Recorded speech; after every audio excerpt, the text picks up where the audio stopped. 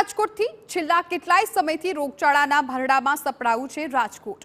શહેરમાં વધતો રોગચાળો અટકવાનું નામ જ નથી લઈ રહ્યો। શિયાળામાં સતત તાવ, શરદી, ઉધરસના કેસમાં વધારો થયો। સિવિલ હોસ્પિટલમાં દર્દીઓની લાંબી લાઈનો લાગી।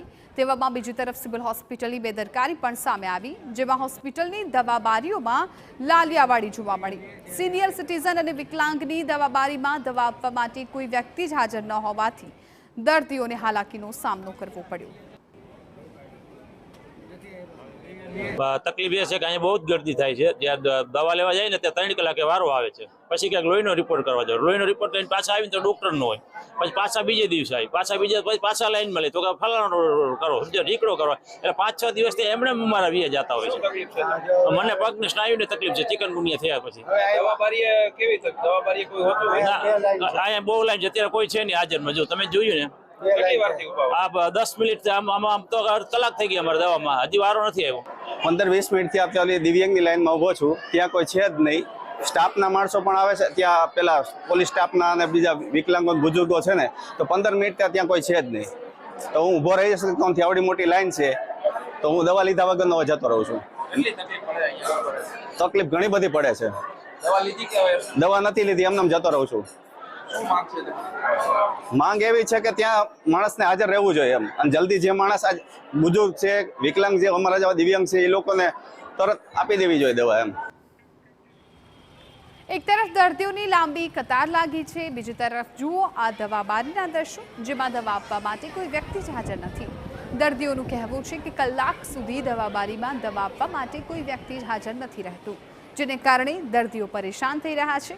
અનેક દર્દીઓને કેટલીક દવાઓ બહારથી લેવાનું કહેવામાં આવે છે।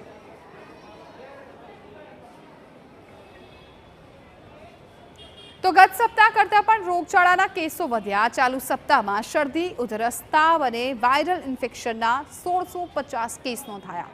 ઝાડા ઉલટીના 260 જેટલા કેસ, જ્યારે હાલ કોરોનાના પણ કેસ સામે આવી રહ્યા છે। જેથી વધુ લક્ષણ જણાય તો આરોગ્ય કેન્દ્રમાં કોરોનાના રેપિડ ટેસ્ટ કરાવવા પણ દર્દીઓને અપીલ કરાઈ રહી છે। ત્યારે હવે જોવું રહ્યું કે રાજકોટ શહેર રોગચાળાના ભરડામાંથી ક્યારે બહાર નીકળશે। શિયાળાની શરૂઆત થતાં જ રોગચાળામાં છે ખૂબ જ વધારો જોવા મળી રહ્યો છે, અને આ ગત અઠવાડિયે તો જે વાત કરવામાં આવે તો વાયરલ ઇન્ફેક્શનના રેકોર્ડ બ્રેક કેસો છે તે જોવા મળી રહ્યા છે। સિવિલ હોસ્પિટલના આપણે દ્રશ્યો બતાવી રહ્યા છીએ કે આજે લોકોનું જાણે કીડિયારું ઉમટી પડ્યું હોય તે રીતે દર્દીઓ છે તે સિવિલ હોસ્પિટલ ખાતે દેખાઈ રહ્યા છે। ગત અઠવાડિયે માત્ર મનપાના આરોગ્ય કેન્દ્રોમાં જ નોંધાયેલા કેસોની જો વાત કરવામાં આવે તો 1500થી વધુ શરદી, ઉધરસ અને વાયરલ ઇન્ફેક્શનના કેસ છે તે નોંધાયા છે। અને આ ઉપરાંત અલગ અલગ 200થી વધુ સામાન્ય તાવના કેસ અને 100થી વધુ ઝાડા ઉલટીના કેસ છે તે નોંધાયા છે।